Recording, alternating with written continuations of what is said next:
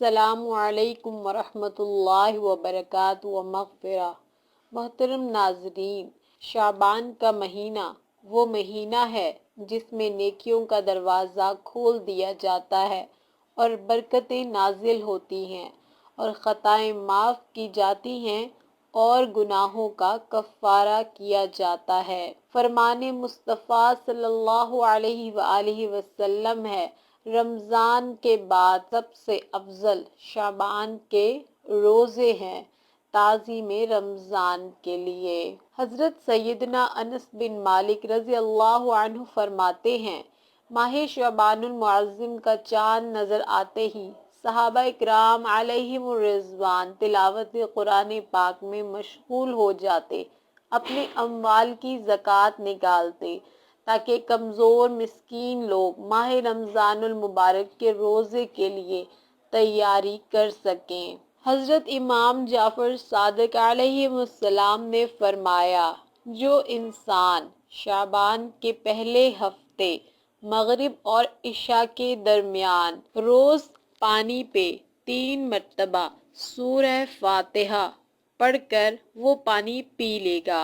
سورہ فاتحہ۔ اعوذ باللہ من الشیطان الرجیم، بسم اللہ الرحمن الرحیم، الحمد للہ رب العالمین، الرحمن الرحیم، مالک یوم الدین، ایاک نعبد و ایاک نستعین، اہدنا الصراط المستقیم، صراط الذین انعمت علیہم غیر المغضوب علیہم ولا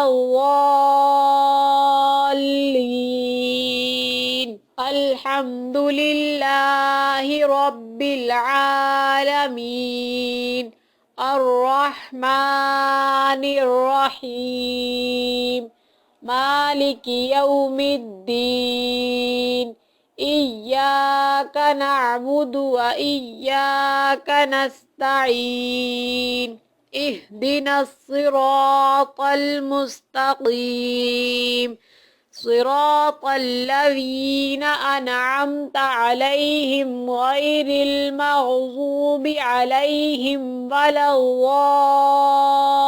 الضالین، الحمد للہ رب العالمین، الرحمن الرحیم، مالک یوم الدین، ایاک نعبد و ایاک نستعین، اہدنا الصراط المستقیم، صراط الذین انعمت علیہم غیر المغضوب علیہم ولا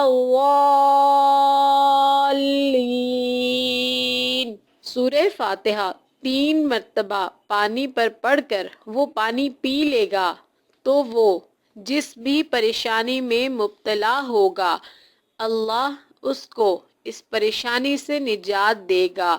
اگر بیماری میں مبتلا ہوگا تو شفائے کاملہ حاصل ہوگی۔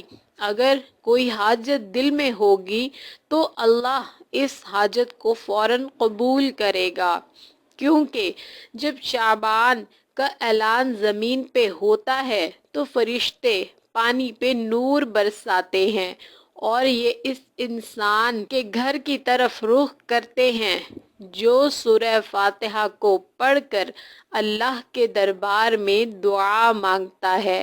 جو انسان شعبان پہلے ہفتے اس عمل کو کر لے وہ اپنے چہرے میں نور، اپنی زندگی میں خوشحالی اور اپنے فیصلوں میں رونق پائے گا۔ جہاں قدم بڑھائے گا فتح و کامیابی کے اسباب اپنے ساتھ پائے گا۔ بے شک شعبان المعظم بہت ہی برکتوں والا مہینہ ہے۔ اللہ تعالیٰ ہمیں شعبان المعظم میں روزے رکھنے کی توفیق عطا فرمائے اور نیک عمل کرنے کی توفیق عطا فرمائے۔ بے شک اللہ تعالیٰ ہی کرم کرنے والا ہے۔